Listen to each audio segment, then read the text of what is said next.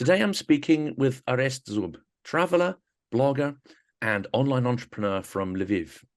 He has been reporting on the war in Ukraine from the start via his YouTube channels in Ukrainian and English. Before the war, Orest visited over 120 countries, including many regions experiencing conflict. But as he says, he could never have imagined that full-scale war would come to his own country. Orest's aim is to inform the global community of what is really happening in Ukraine and to provide informational resistance to the occupier. Welcome to Silicon Curtain Podcast. If you enjoy the material we create, then please do like and subscribe to help boost the popularity of the channel and, of course, to help new people discover the amazing guests. So I'm delighted to welcome you onto the channel. Hello, thanks for having me, and I'm very honored to be a guest here. And we should point out as well, I've already had the pleasure of interviewing your wife, who is an expert on modern Ukrainian art and its role in Ukrainian identity and resistance, Marta. So I highly recommend people sort of go and watch that video after they've seen this one. Absolutely. Marta is a good ambassador of Ukrainian cultural front. That's how we say it, yeah. And I think we can see some fantastic paintings on the back wall there of the room you're in. So yeah, that's brilliant. Now, you've traveled a lot, obviously. You've traveled outside of Ukraine extensively. So you've sort of seen a lot of other cultures. You've seen a lot of other countries, cities, how they function and so on. And yet, as you say, you never expected to see some of those traumas and issues you saw in countries you visited actually, be inflicted upon your own country. Well, yes, because mostly when people travel to other areas and they see, let's say, third world countries or some conflict zones or like places devastated after some disasters, they feel sad, maybe they do something, they speak about this, but then eventually they're still a guest, yes. And usually people are very grateful that it didn't happen to them, it didn't happen to their loved ones, and eventually it didn't happen to their home. So starting from late 2000s, I've been traveling extensively around the world and visited many conflict zones, it's like many places, let's say impoverished places in India. Like my first real conflict area that I visited was Kashmir in northern India, which is the disputed territory between India, Pakistan, and China is trying to push over there as well. I was there during the riots, during the curfew and so on. Then Palestine, many countries in Western Africa, many neighborhoods, dangerous neighborhoods in all around Latin America. So I've seen this stuff, right? But I was still was feeling privileged, let's say, coming from a European country, even though this is Ukraine. Yeah, and it felt very distant. However, first of all, we have to remember that the war in Ukraine started actually in 2014, not in 2022. Yeah, I just want to remind that in 2014, Russia annexed Crimea and started the open war in Donbass. But even then, it was still, it was kind of like a frozen conflict. So we didn't extend beyond the front line, which was static for like 6 years. So it was never really felt that in this extent as we are seeing this now during the full-scale invasion. And just 1 week before the actual invasion of Russia on Ukraine, after they amassed all the forces along our borders, I was visiting Karabakh. Karabakh, this is the area, also the conflict area between Azerbaijan and Armenia, which is the battlefield for centuries. However, according to international law, this is under the jurisdiction of Azerbaijan, but being occupied by Armenia since the early 90s. And in the recent years, Azerbaijan executed very successful counteroffensive, actually liberating those territories.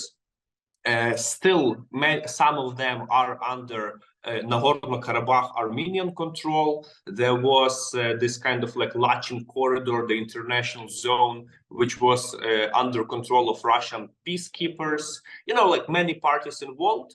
And there I truly seen the devastated consequences of a many years long-term war with cities which population before the conflict was like up to 100,000 people, completely devastated. You know, like if you look on the horizon, you see only ruins. And, you know, and at that time, it was already kind of, you know, the situation in Ukraine was heating up.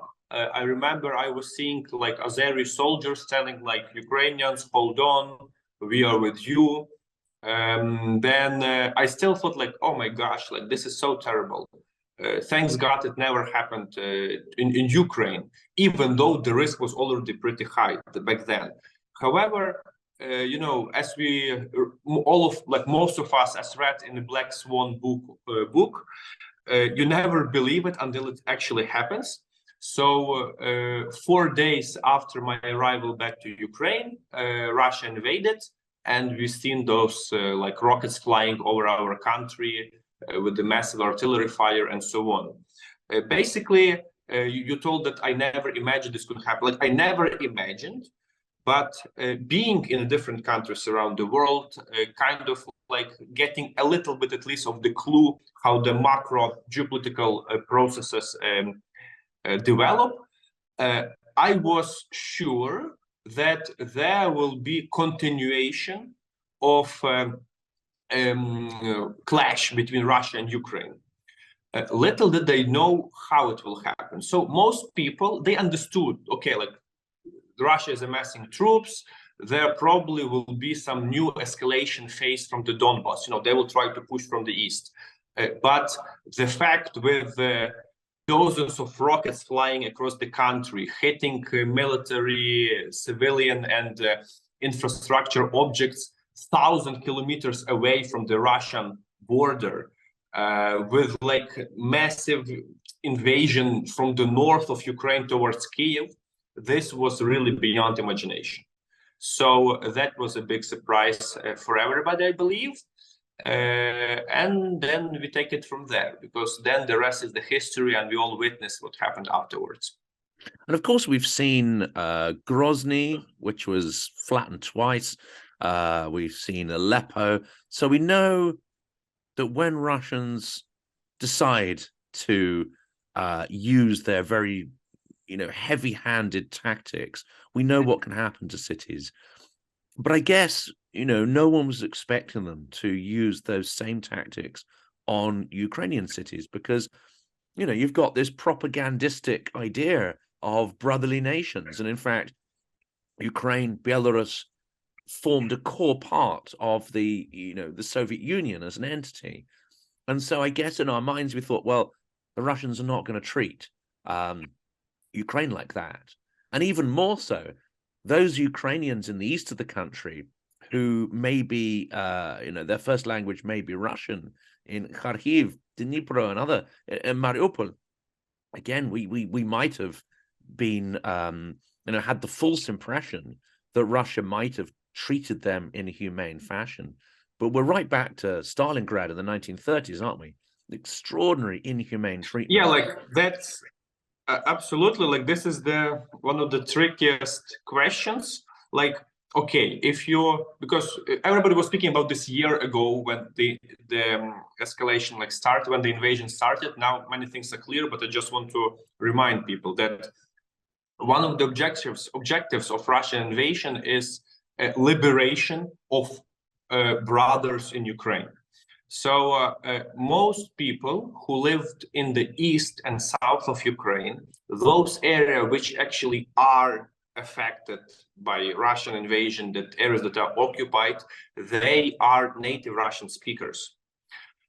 So brother doesn't come to another brother like this, yeah. And people who lived in those areas, they suffered the most. Like their houses were damaged, their souls were killed. And what we witnessed in the very beginning is that if before the invasion, because of the cultural connections, maybe some family members on the both sides of the border, a lot of like media interconnection. Yes, like many Ukrainian Russian speaking pop stars were equally popular in Russia, for example. You know, like even Zelensky before 2014 was doing his shows, you know, stand-up comedies in Moscow. So like it was expected that, okay, maybe we still can have some understanding. This was like the part of population which Russia was relying in terms of their like influence over Ukraine and their relations on Ukraine. But when they started to like shoot, to shell Kharkiv, Mariupol, Mykolaiv, Kherson, you know, you name it, all these cities, for people who still felt a little bit connected to Russian culture, because I'm telling like comparison this because I am based currently in Lviv and I grew up in Lviv. Like, so for me, I'm like only like very Western oriented person. For me, Russian culture is equal to Turkish in terms of how connected I am. Yeah. But for them, it was like much closer. And when this happened, the entire world of people like collapsed. They like, how can you do this?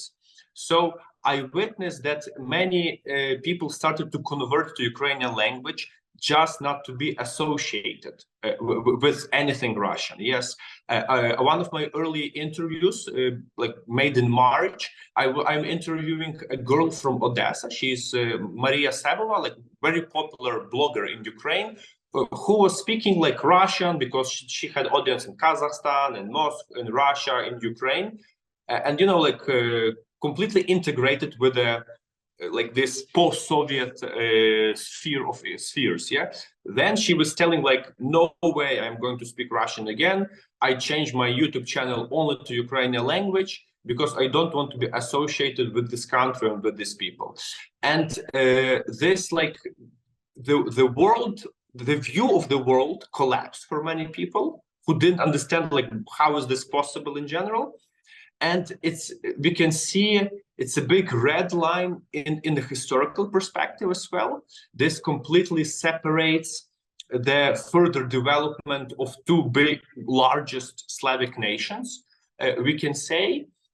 And it's definitely eventually gives the answers who is who and who which intentions have. Yeah, and that just like became clear eventually that unfortunately Russia historically was always suppressing Ukrainians. As crazy as it sounds in the 21st century, in the time of technology, we are back to century-long suppression. We are back to elimination on the cultural level. And this just shows that, I mean, there is no road together. Ukraine is the integral part of the European community. And we are super grateful to all the like Western allies and all the people who supported us in such a crucial time.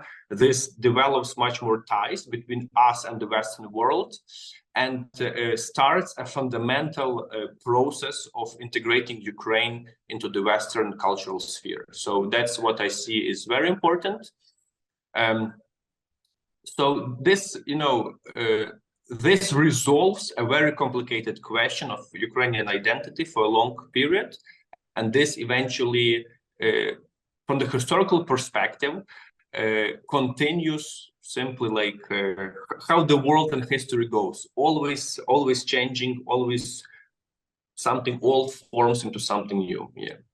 Because without Russian aggression in 2014, and I know, you know, the aggression didn't quite start then, you know, obviously has a long history. And even under Yeltsin and so on, you know, there's an uneasy relationship there. Is Russia interfering? Is it not? But that becomes overt in 2014. And to some extent, without Russian aggression, if Russia was a good neighbor, then it would have a considerable degree of soft power within Ukraine. It would have the ability to make treaties that were favorable to it, economic treaties. It would have the ability to potentially persuade Ukraine to be relatively neutral in that sort of buffer space between the EU. But it's their very aggression that seems to have accelerated the Europeanization of Ukraine. And they've now done that, obviously, to the West after 2014, but now they've done that in the East. I mean, there are going to be very few people. I would even bet, even within the occupied Donbass, that once the Russian propaganda is switched off, there are going to be very few people who are, sympathetic or would want to be part of the Russian Federation. We will see how it goes. We will see how it goes. It's just, I think we reached the point when we cannot simply trust any single word what's coming from the East, because I mean, you told that one of your in-depth interviews is touching the topics of Holodomor, right? It's the artificially made huge famine in the early 30s of the 20th century, where approximately 4 million Ukrainians were starved to death. This is the direct effect of Russian administrative orders to eliminate Ukrainians. Then before, for 3 centuries, there have been issued over 100 different decrees to ban Ukrainian language in public space, in schools, and so on. So this was, we were keeping very strong and for a very long time, and we're tolerating so many things. But now this reached this skyrocket level that, come on, there is nothing to talk about only. Now the resolution will be on the battlefield. We already reached that point, and as our governors is speaking, there is nothing to talk about. There still were some attempts to negotiate in March, as you remember, but at the moment it's only decided on the battlefield, and every society is super focused to support our army. You probably speak with many civilian activists, and you see how integrated, how interconnected the civilian life and the military spheres are. That's it became one single strong entity. At the moment, in terms of Donbass, we will develop the topic how things could continue from here. It will be tough to reintegrate it back, but there should be the way. Obviously, we understand that people were brainwashed for quite some time, even before Russia actually started to control those territories. But since 2014, Ukraine had zero control, zero influence over Donbass, and we realized that children who were born in 2014 already entered the primary years at school. Those children who were studying in school back in 2014 now are fighting on the opposite side of the trench in the Donbass.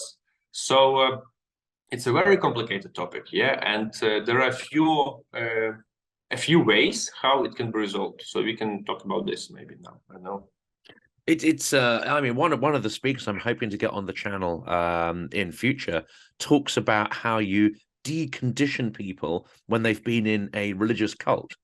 And it kind of seems to me that Russian propaganda, especially when it starts at the sort of, as you say, the kindergarten level, it's almost like being inducted. Well, it's exactly like being inducted into some kind of religious cult. They seem to completely rewire your brain. And it is very difficult to undo that kind of programming. It does suggest... I will give you an example of this. Sorry for interrupting you, no, but please. It's a good point now just to add how it revives your brain. My family, my grandparents, let's talk about my grandfather and his family on the mother's line. He originated from a small village in the mountains between Slovakia and Poland, which is the historical area of Lemkivshchina. So it's areas of Lemkos, which is the mountainous national minority of Ukrainians. Let's put it that way. After World War II, their entire family was moved to Ukrainian Soviet Republic. and settled in Western Ukraine, not far from Lviv. He had 7 siblings.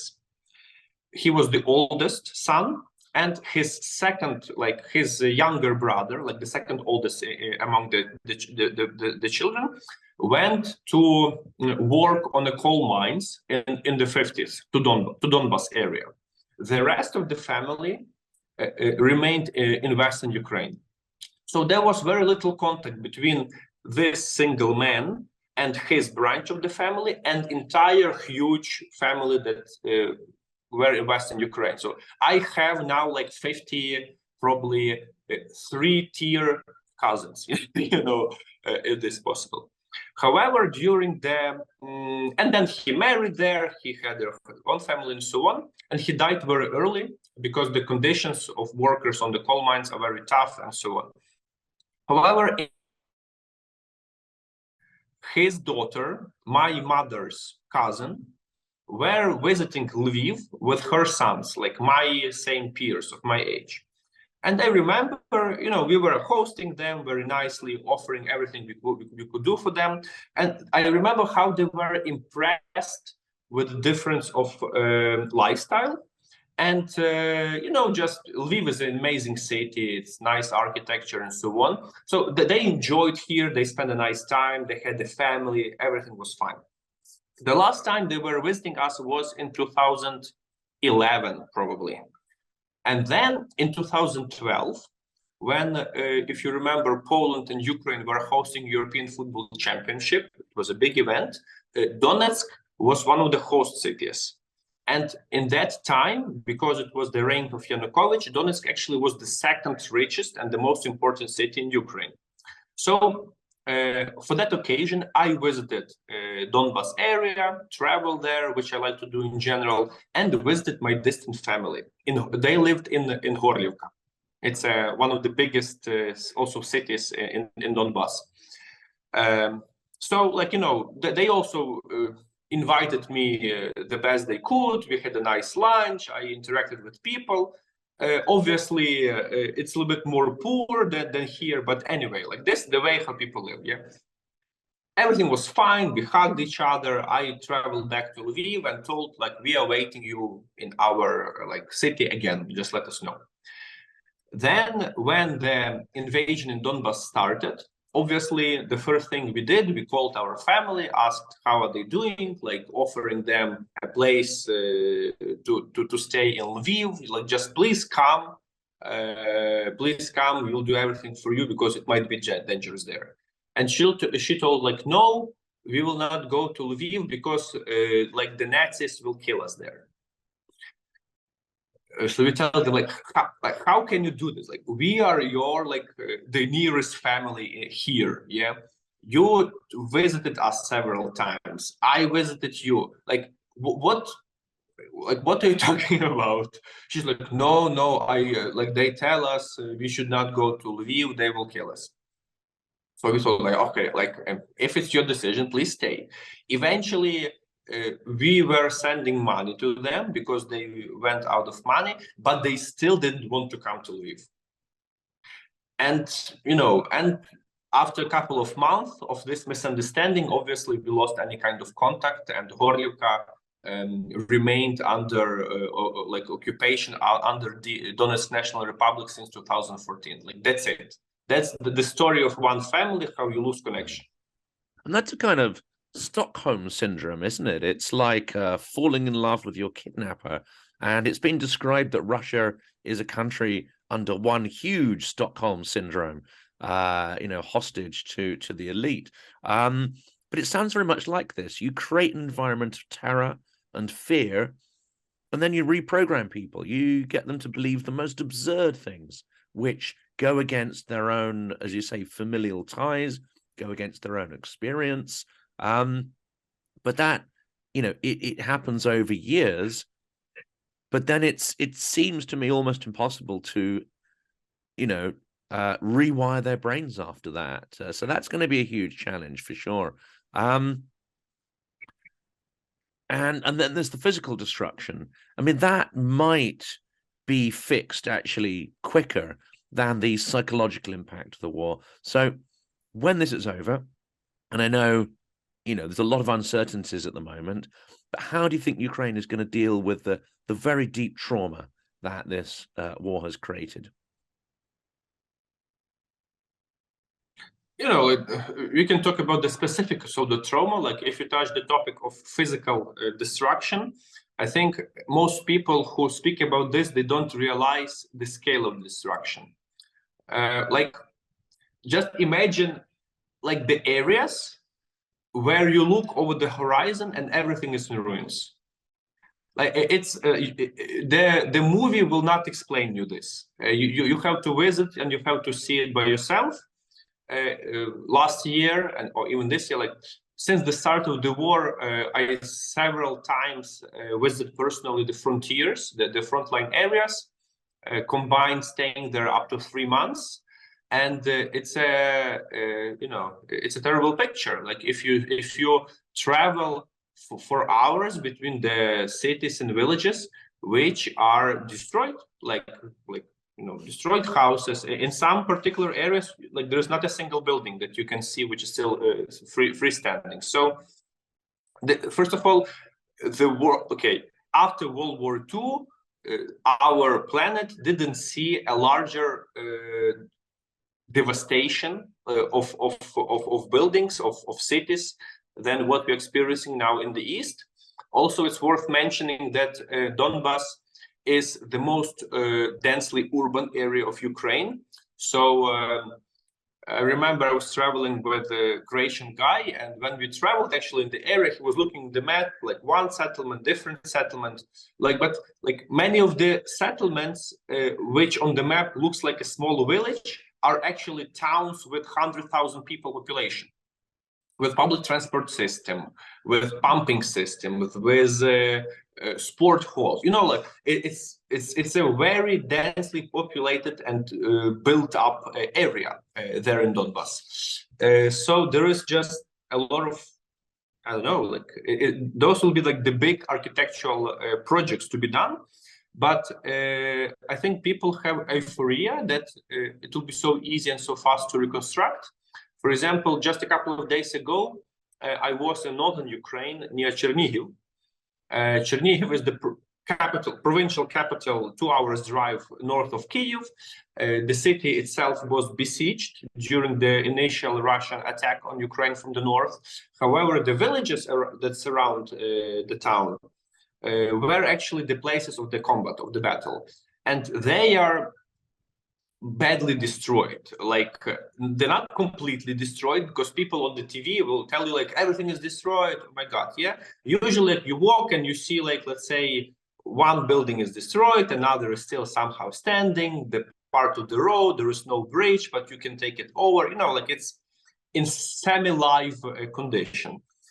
And it's already almost a year, let's say it's 10 months after the retreat of Russian forces, and Chernihiv is not far from Kyiv, but those villages, the reconstruction there is going very slow.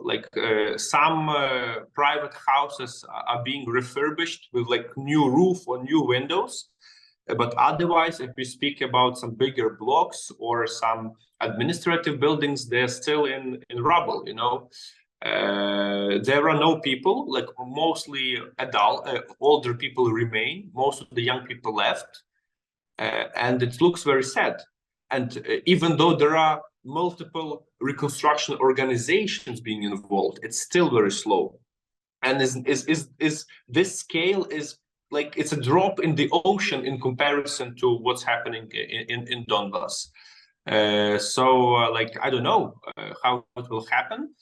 Even let's say Bucha and Irpin. So only in Bucha, the place which is the suburb of Kyiv, the city which was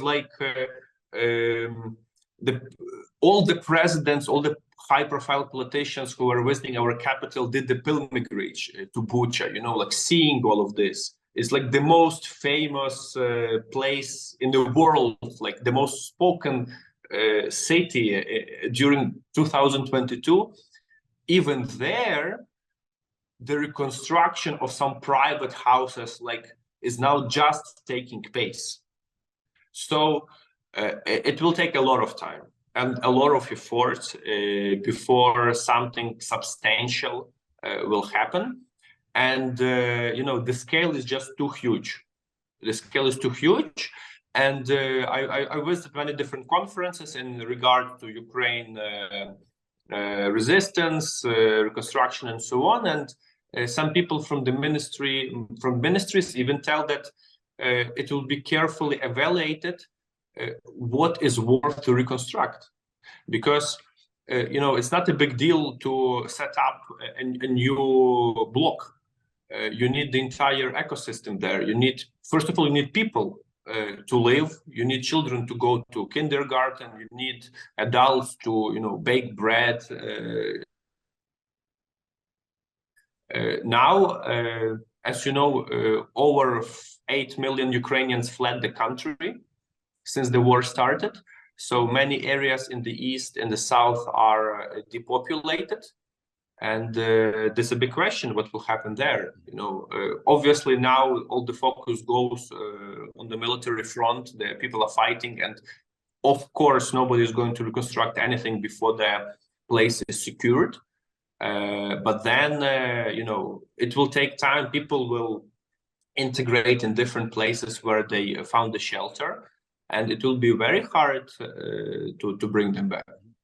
And I think that's one of the challenges as well, is on top of the refugee population, some will come back relatively quickly when it's safe to do so.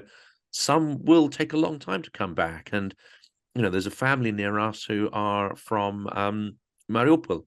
And of course, there's nothing for them to go back to. I mean, they can't go back to the ruins of that city, even though their apartment is still standing. All the neighboring buildings, the infrastructure, the transport, everything is gone. But I think what a lot of people don't realize as well is that since independence in the 90s, a lot of a huge number of Ukrainians have gone to live, study, work abroad, build their lives abroad, and still have a connection with the country. So at the fall of the USSR, I believe there was a population of sort of 63 million. That's actually sort of dropped from these two waves, one of moving abroad, working, settling abroad, and then the current wave. So, from Russia's perspective, if they won this conflict, I mean, I have this terrible impression that Russia would have done a sort of ethnic cleansing on a vast scale, and then they would have depopulated the country further, and then they would have pumped in their own poor people into those territories, and they've done that to an extent in Donbass and Crimea, haven't they? Yeah. So I would like to correct you a little bit here. When Ukraine got independence in 1991, the official population of the country was 52 million people. So I even still remember on the news, like there was this ad, we are 52 million, so this according to official census. And then the population was dropping very fast. And if many of listeners, and you particular, you will look, let's say, like population changes globally since 1990 until now, like last 30 years, you will see that the only region in the world which decreased in population is Eastern Europe, which is very interesting. Like Eastern Europe and Japan, but Japan very marginal, Eastern Europe like significantly. So in absolute terms, Ukraine, I mean, it's nothing to be proud of, but Ukraine is #1 country which lost the more population in absolute terms within the last 30 years. So basically, 1991 we had like 52 million. In 2010 probably like 44, and then decreasing from there. Then we lost Crimea, we lost Donbass, even less. So, and with current migration, actually I did the small research for my site because I'm in touch with Ukrainian communities globally, that at this very moment there are approximately 12 million Ukrainians living outside of Ukraine and approximately 30 million within Ukraine, which makes Ukrainians the second largest migrant nation in the world after Indians.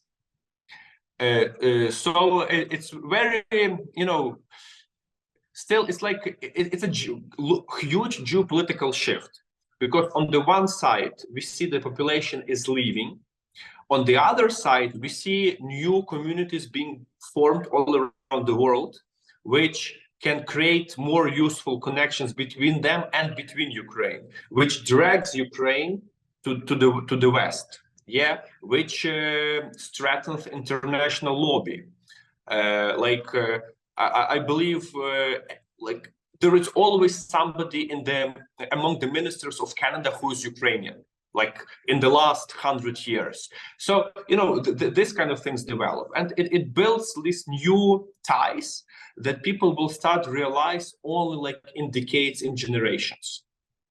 From the Russian perspective, this is also a very long and big geopolitical shift. They are pushing, they want to control the area, so they depopulate the area now, expecting to repopulate them with Russian and seal the territory by themselves. And as you told, this actually have been done. This is nothing new. Holodomor, the artificial famine, is one of such examples. When 4 million Ukrainians were starved to death, then they were repopulated by Russian population, and this is the pretext to current problem in the East, because the population was mixed. So that's what we have.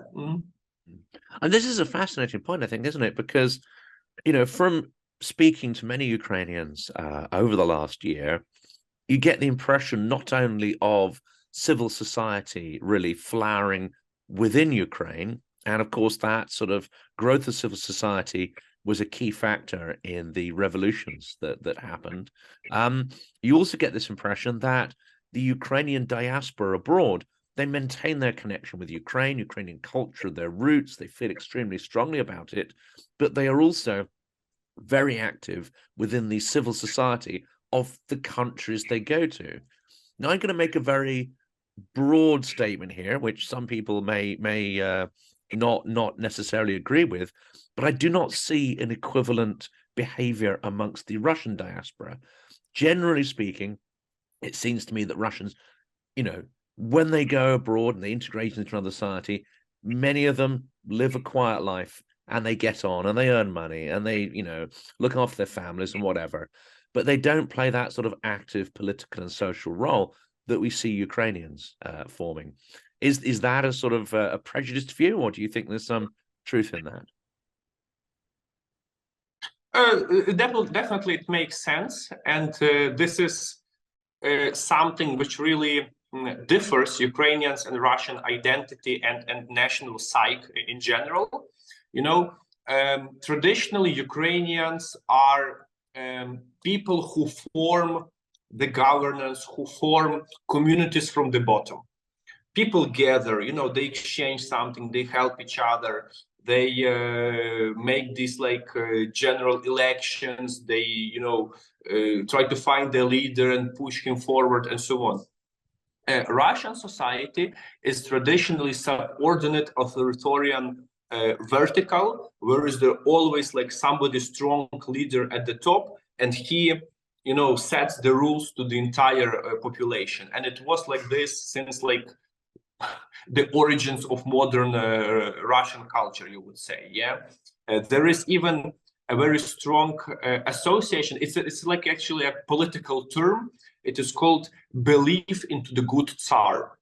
That you might read about this more if you didn't hear it before. So this is a situation in Russian history which tells the story that there is a peasant, he is working on his land, and then let's say local landowner is coming, he hits him, tell him to work harder, and the peasant tells oh my God, I would wish my Tsar would only know what this landlord is doing to me. So, they rely on a single strong arm in the top and follow him with the closed eyes.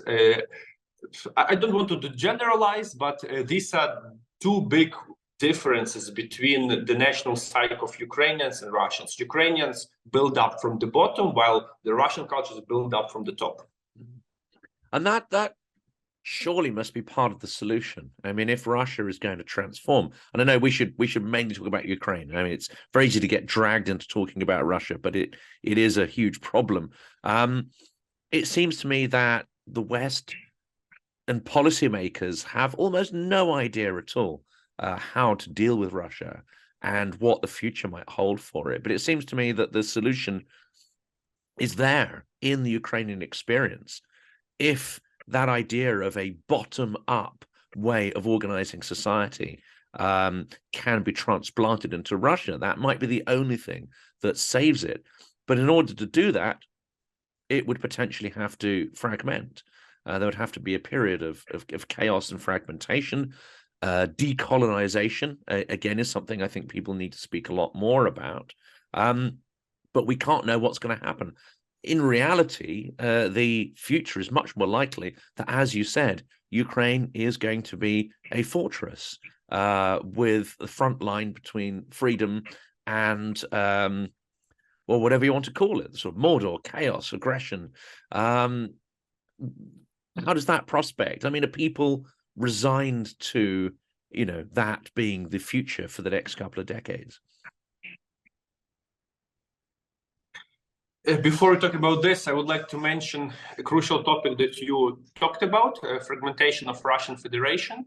I believe that the war in Ukraine is a resolution somehow, and is the final dot in the process of dissolution of the Soviet Union, of the post-Soviet Union era. If you think deep, Russia remains one of the last true empires, true land empires. Not many people know, but first of all, the administrative composition of Russian Federation is very complex. There are like oblasts, there are like lands, there are some different tiers of autonomy between subjects of the federation and so on. There are checkpoints at the border because modern Russia as a state is composed of dozens of different nationalities.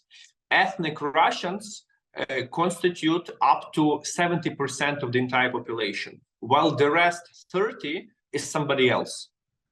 Tatars, Chechens, different Asian Siberian tribes, you name it, yeah? And at certain point of history, some of those entities also were striving for independence, but they were suppressed, and Chechen War is just one of the examples of those. So now, seeing the decline of Russian strength in general, I believe many of the local elites are also trying to envision their way to go, right? And I believe that until Russia remains this type of state that it is now, it will continue to be a threat in the modern world. And also historically, it is normal it is written in the Geneva Convention that every nationhood has the right for their own independent state and for self-identification. So if those peoples who live there, they would like to receive more autonomy and more self-identification, this is their right to stand and get it. Yes, and the same we see, historically how Germany was fragmented and then it consolidated into one single nation. Then we see how Austrian Empire dissolved into different nation states. Yes, the Soviet Union dissolved. And now I believe is a turn of Russia to dissolve into other nation states. And that would be one of the ways I see it will develop in the next decades. Obviously, I'm aware of this. We are talking about the decades, not just years. In terms of that, are Ukrainians fine to be the frontier of the free world? Well, it looks like this is our destiny at the moment. For the other countries in the West, it looks like that Ukrainians are doing this job well. And if we are found ourselves in such a situation because you can choose many things, but you cannot choose the place where you were born and the land where you were born. We will do the job. We will do the job, but not. This is also an important topic here. Not from the victim perspective, because many people tell us, like, Ukrainians, they ask for aid, you like give us armor and so on. No. Everybody does their job. Ukrainians do the job to protect Europe with arms, and we pay the biggest price, which is blood. But other European countries also participate in this by technological support, by military support, by political support, by embracing Ukrainians who also develop in different ways. Together, this is the partnership which we do to create a better world for our future. And it's been pointed out, of course, I mean, not by some Republicans, but it's been pointed out that the military aid provided to Ukraine by the US is a tiny fraction of their overall defense budget, a tiny percentage. And yet what Ukraine is doing is degrading the number one strategic geopolitical enemy of the US and the world. So in that perspective, it's extraordinarily economical, rather than being a sort of, as you say, charity case or hugely expensive. It's not. It's probably one of the most economically efficient ways of tackling your enemy that there's been in history. Unfortunately, it's not just about material. It's about people. It's about their blood and suffering. And I think that's the horrific aspect of this. And that's my next question as well, which is, I think what has stunned the world, but perhaps Ukrainians are less surprised at this, is that when you see soldiers' bodies repatriated in Ukraine, they're treated as individuals. People go down on one knee. There is an incredible sense of the collective effort, but also that each soldier is an individual life, and they are honored as such. The Russians have reverted to an extraordinary, depersonalized perspective on their dead. They don't even necessarily treat them or collect them, but they've moved to an era of history which I think everyone has forgotten about, which is a complete lack of individualism or care for the value of an individual life. If you look on all the wars where Russia took place, their casualties were always like way higher than anybody else. So because of this huge human resource, this is the advantage on the one side, and that just depending on the geographical positions and the attitude you have, that's how you act. So it's nothing new over here. Obviously, I realize that in the end of this food chain, there is a family who lost, a father, even somewhere in Russia, and we cannot dehumanize that. This is also very important. However, if like million die, this is statistics. If one person die, it's a tragedy. So it's always important to think those ways. But unfortunately, during the war times, most people speak about the statistics. However, it's true that Ukrainian soldiers are treated as real heroes. I live in the downtown of Lviv. Just across the street, there is a church where every day there is a funeral procession of several Ukrainian soldiers happening. And in every Ukrainian town and village, there is a part of the cemetery which is dedicated to the fallen soldiers, like within last year, basically. So this is sad to watch. In one of my videos, I'm simply driving along the peaceful village in Western Ukraine, and then I'm stuck with the traffic because there is a funeral procession going from the church. They carry the soldier entombed by hands along the street, blocking the traffic from both sides, and then, turn to the cemetery.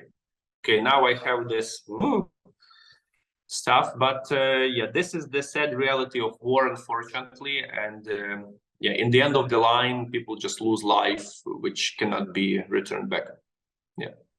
That's it. And that's going to create generations of enmity, generations of distrust, and even hatred for Russia, which is a terrible thing, but completely understandable. Well, I mean, where I'd like to end on is you're involved in a lot of sort of initiatives, and you're extremely active, obviously, in informational resistance. You're extremely active in interviewing and speaking to Western volunteers who are either serving on the front lines or in some other capacity. I'd love to sort of learn, for the audience here, what can people do to help Ukraine? I mean, people might feel they're powerless in the face of such terrible events, but there is something, isn't there, that everybody could do? So what are some ideas about how people can get involved to help towards Ukrainian victory? So there are a few scenarios what you can do. Number one, and which is the most important to realize, is that Ukraine would not be able to sustain without a Western support. So please stay aware and vote for those politicians who are helping, whose decisions directly affect on Ukraine. This is like very important. Vote for people with this. Second, if you want to be involved like more directly somehow, look at the initiatives within your proximity that are directly somehow connected to Ukraine. Support Ukrainian refugees, involved in the medical assistance, providing generators, and so on. And secondly, if you want to be even more involved, it's super important to support Ukrainian army. So the governments provide weapons, but the civil society in Ukraine provides everything else. Yeah. And if in the previous year I was mostly focused on the humanitarian issues, now I decided, it just goes all to the army, because it's already been a year. All the fast responses people already got. Those who wanted to settle their life, to move to different country, they already did it. Now it's all mode on to support the army. So almost weekly, I create an initiative how I'm going to support. For example, about 1 week ago, within 1 day, I raised enough funds to buy a SUV drive for my schoolmate with whom I was studying law here in Lviv, who is now on Svatove direction in the north of Donbass. So we raised initiative. We bought a car. My colleague went to Poland, bought a car. Yesterday, I checked the car in the service. Today, in the following days, it will be sent to the front line. Another initiative. One of my readers from New York, Eva, thank you a lot, Eva, she told Orest, you're doing a great job. What can I do? I tell, okay, you're in New York, you're not going to travel here. Obviously, you vote for somebody, your congressman who is supporting Ukraine. If you want to involve directly, you can buy Starlinks. So she bought 2 Starlinks. I provided the address in Poland. This was shipped to Poland. I took it from Poland, sent to my guys on the front line, and now they have communication in the trench where they stay. Yeah. So let's do this. If you want to provide a Starlink, which doesn't involve any push from you moving around, you can order it. You tell me Orest, what is the address? We send, I report, and I send you the picture, guys in the east who have the Starlink installed, and they can connect between themselves. So this is the way to go. Car is a running material, goes very fast, but it's complicated because it involves fixing, shipping, importing, and so on. Starlink is very efficient because you distantly can get it, send, and without much involvement. So this is the way to go. This helps very well. Because there are people who want to support different initiatives in terms of their own personality. Yeah, somebody is telling, I'm not, even though the army is the priority, they tell, I don't want to be involved into something lethal. Let me help animals, old grannies, children, but not something lethal. Yeah, I'm not going to fund this killing of other people. Okay, Starlink works fine. It saves lives of people near the front line, including soldiers. And I will even tell you how it works, because I was there, I traveled. So our soldiers staying in like semi-destroyed houses in the villages near the front line. Usually in this village, there are some local residents still living who, for different reasons, could not leave. Maybe they don't have money, they don't understand what will happen beyond their village. Maybe they have a family member who cannot move. You know, terrible situation. So soldiers, like soldier bases, they serve as these like oases for local civilian population, where they can come get food from soldiers, where they can connect and charge their phone, where they can speak with their relatives through the Starlink. So this is very, very helpful, indeed. Yeah. Yeah, and in addition, of course, militarily, they're able to pinpoint the enemy troops with far greater accuracy. So it's economical on Ukrainian lives. It's and hopefully helps to end the war faster as well, which is what we all want. Well, we're going to post some links into the description of this video to sort of charities and organizations which people can contribute to if they want to get more involved. But lastly, you're in Lviv, and of course, it's, prior to the war, it's a very touristy city. It's got beautiful architecture, and it's relatively safe. If people are feeling adventurous and if they want to help the Ukrainian economy, I mean, they can visit. It's something I would love to do as well, but Lviv is relatively safe, isn't it? I can assure you that your visit to Lviv will be safer than to most adventurous areas around the world. First of all, there is zero street crime in the city. Secondly, it's logistically very easy to navigate. You simply fly to nearest airport in Poland and take train from the city of Przemysl. So you can buy ticket online, sit on the train, fixed schedule, you arrive to Lviv. As you see, internet is working, and just to maybe enhance your visit a little bit, I will show you how the city looks like now. So this is the atmosphere in our city at the moment.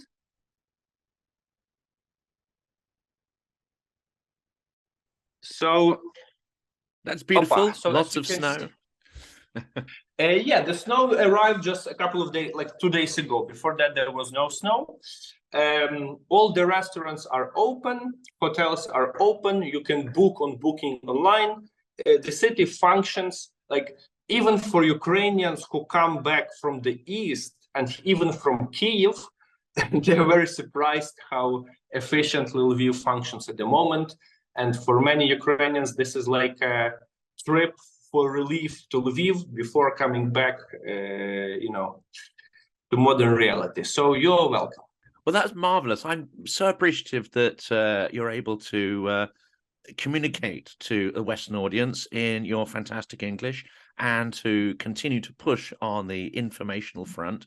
And really grateful to you for spending an hour speaking to me. And I learned a lot new there, and hopefully we can do this again. Absolutely. Thanks for providing your platform to spread the message.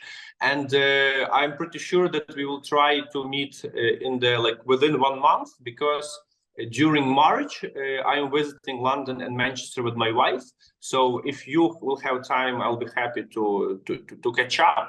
And if some of your listeners will be in the area, or they want, for example, to talk to me, my job is to spread the message from Ukraine. So I will will not sleep, will not eat, but I will go to your local newspaper, speak to journalists, visit a local NGO center and meet the Ukrainian community.